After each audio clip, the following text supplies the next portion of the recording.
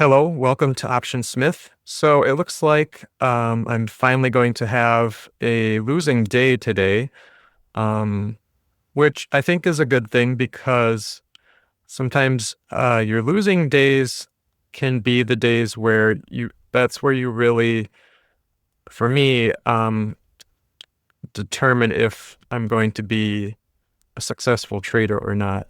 It's just anybody can handle their winning days, but the actions taken on my losing days, even though it's not guaranteed it's going to be a losing day today, the actions that I take, that's really what I've found make or break trading success, because the temptation is to try to jump in and do some hero trading and try to avoid a loss, which maybe some people can do. But what I'm aiming to do is really just reduce or control the loss, make it something that's low impact, and kind of celebrate the way I'm able to stick to my plan and just take the losses as part of the way the trading plan works. Anytime I try to veer from that, it's just a disaster. So anyway, this is how the day started out. So we had a green candle when the market opened on SPX. I marked that 5-minute zone, and then we closed above that. So at that point, I put on a bullish broken wing butterfly, which looked like this. The profit runoff was 195. The potential loss was 305. And it looked pretty good at first.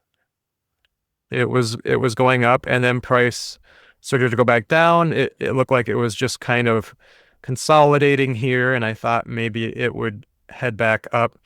But then it broke down below. And so my plan works this way. If I've got a bullish broken wing butterfly on, and the price breaks down below the opening 5-minute candle range zone. So right here, it closed below it. Then what I did is I go in and I look to put on a bearish broken wing butterfly. And so I try to line that up, not right on the spot where the price is, but I try to line it up so that it simply reduces the loss that I can take. So right now, with just this bullish broken wing butterfly, the loss that it looks like I would probably take at expiration is 305. But if I add on a bearish broken wing butterfly, and I'll show you what that looks like by itself first. So that looks like this. And so it added on a runoff of $75. So what that's doing is it's reducing the total amount that I can lose by $75. So it's just reducing the basis a little bit.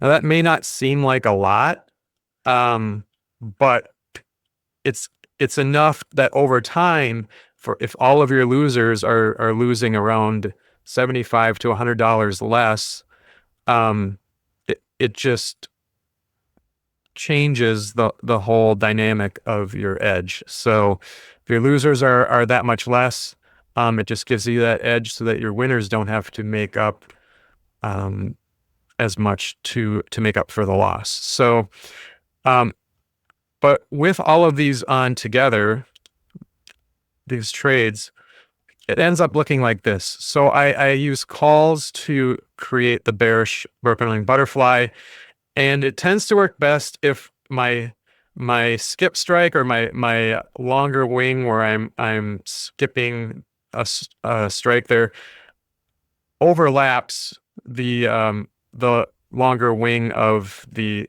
original trade. So you can see at first I put on these puts, this one here, and that one, and it created that bullish broken wing butterfly. If I interlock and put a bearish broken wing butterfly on like this, it creates an even zone across the entire thing. So now my losing areas are 230 instead of 305. And again, that doesn't seem like you're reducing it that much, but in the long run, it adds up and it just creates a little bit more edge in the whole trading plan. I could still make money if we happen to finish in one of these blue areas. Actually, let me make these, we'll go to the dwarf mine for today. So in these green areas, I could still make money, but it's pretty low odds that it would actually finish in this area, which is fine. Because right now I'm just kind of mitigating losses. And it looks like we may actually have a chance at going all the way back up, in which case, yes, it would have worked out better if it does end up going up here. It would have worked out better if I had just left it all alone. But I try to base my strategy entirely on probabilities.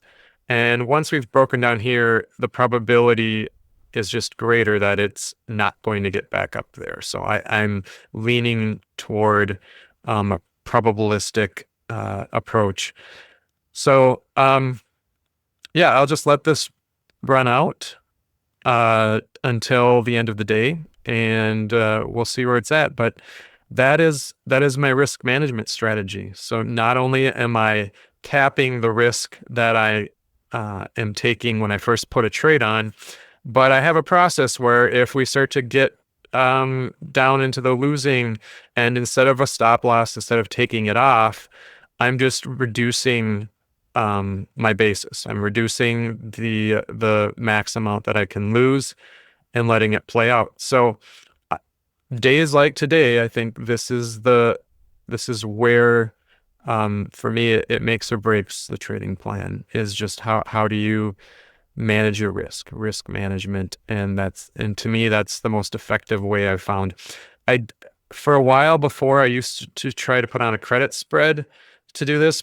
But I just found that the broken wing butterfly going the other way, it just has, again, more utility to it. You can reduce the amount of risk. You can reduce your potential loss by having that a runoff going this way. But you also leave a little bit of a shot at actually making a decent profit. So that's how I do it. I keep it simple.